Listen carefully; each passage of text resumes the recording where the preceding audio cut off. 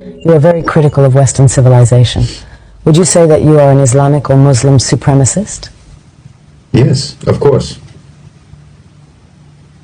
Of course. Muslim supremacist, of course. Islamic supremacist, of course. And there's nothing wrong with that. There's not a thing wrong with that. You're a Western supremacist. You believe in the supremacy of your values. You believe in the supremacy of your belief system. You believe in the supremacy of your belief system so much that you want the whole world to follow it. You try to force the entire world to follow your belief system because you believe it's so right. You came up with the Universal Declaration of Human Rights. You took it upon yourself to decide what are the human rights for the entire human race. Well, all right, but I mean, it's... That's supremacist.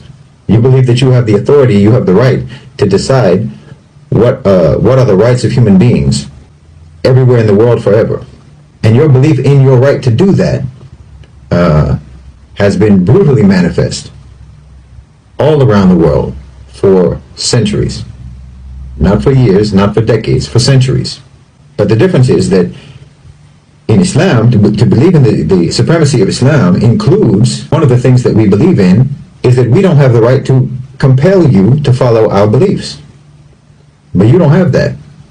You absolutely believe that you have the right to compel others to follow your beliefs.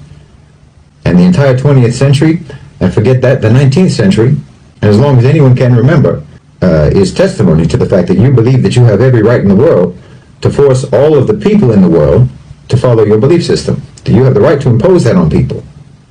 And people all over the world, in Africa, in Latin America, in Asia, in the Middle East, everywhere in the world can testify. You absolutely believe that you have the right to compel people through force, through invasion, through occupation, through colonialism, through imperialism, through extremely coercive economic policies. But Muslims, we don't believe that we have the right to impose that. We believe lakum dinukum waliya din. To you your way, to us our way. To you your deen, to you your belief system, your way of life, your lifestyle, your approach to the world, and to us ours. That's part of our belief. So our supremacist nature about Islam includes the fact that we don't have a right to compel you to follow our way. We believe that our belief is superior. And we believe that anyone who follows that belief is following a superior belief system. And of course I fully believe that following Islam is the best way for any human being to live their life. And the perfect set of laws, the perfect set of ethics, the perfect set of morals for any individual to follow and for any state to follow. Being a Muslim supremacist isn't racial. Muslim isn't a race, it's not an ethnicity, it's a belief. And we absolutely believe in the perfection and superiority of what we believe in. We have absolute conviction about that, absolute commitment to that, certainty about that, yaqeen about that. But do you have that about yours? Do you have that conviction about yours? You're very busy trying to impose it all around the world, but when times get tough for you, your so-called enlightenment values go out the window, don't they? I mean, when there's too many diverse opinions in your society, then you start creating bureaus and departments in the government for combating so-called disinformation. Freedom of the press is out the window. When times get tough, you ban protests. You arrest people for protesting. Freedom of assembly out the window. When your belief system becomes difficult to maintain, difficult to preserve, you throw it under the bus without hesitation. But that's not the case with Muslims. Muslims throughout imperialism, throughout colonialism, throughout the Crusades, throughout poverty, throughout war, throughout invasion, throughout occupation, have maintained their belief. Even without the Khilafah, even without the Islamic State, and even without the Islamic Empire, Muslim societies are still strong and committed to Islam. We're still committed to our belief system. Nothing can change that. Maybe we have failed states, but we don't have failed societies. We don't have failed cultures. Our governments may fall, but our people remain the same.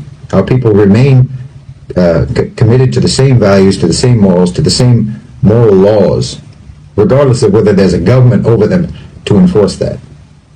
But that's not the case with you. Even though you're trying to impose your value system all around the world, when things become difficult in your own societies, you abandon your principles, you abandon your values. They're insufficient for preserving the security and the stability and the tranquility of your societies. They're insufficient. They're inadequate for that. So that alone, along with many, many other things, that alone shows me the inferiority of your value system, the inferiority of your belief system, and the superiority of Islam. And your belief system, your enlightenment values, are extremely selectively applied in your society throughout your history. They apply to some people and not others. It's like in George Orwell's Animal Farm. Some people are more equal than others in your society. Your value system is not evenly applied. I mean, there's obvious examples everyone knows about. But just look at democracy, for example. You want democracy all around the world, supposedly. You say that you want democracy all around the world, so-called. But you don't even apply democracy. Let's just, for the sake of argument, let's pretend that you have a democratic system in the United States, and it's an actually healthy, functioning democratic system, which is obviously not the case. But let's just, for the sake of argument, pretend that it is. You don't believe that democracy is important, for example, in the private sector. You don't believe that businesses, that companies, that corporations should be democratic. Your belief in the supremacy of democracy does not extend to the private sector. Corporations don't have to be democratic, do they? In fact, corporations are sacrosanct. It's sacrilegious to say that there should be any intervention in the private sector to make it actually accountable to the population, accountable to the public, accountable to the workers.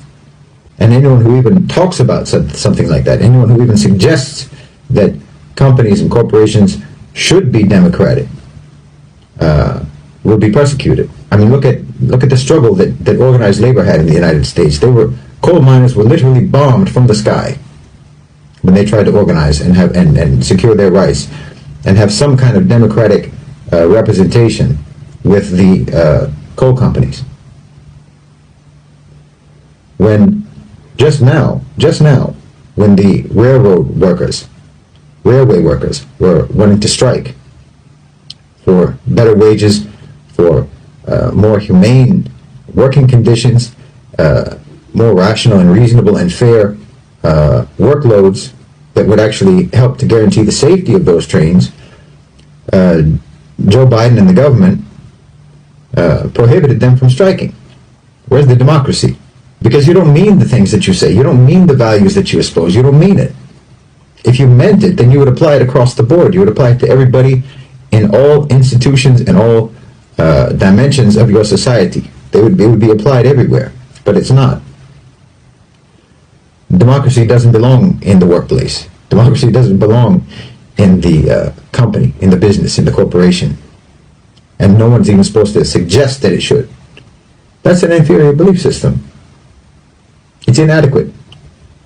It's inadequate for building a civilization, for building a cohesive society. Because look, the only group identity, the only sort of group identity that makes any sense at all, it's not racial, it's not ethnic, it's not nationalistic, not even based on language or shared culture or shared heritage.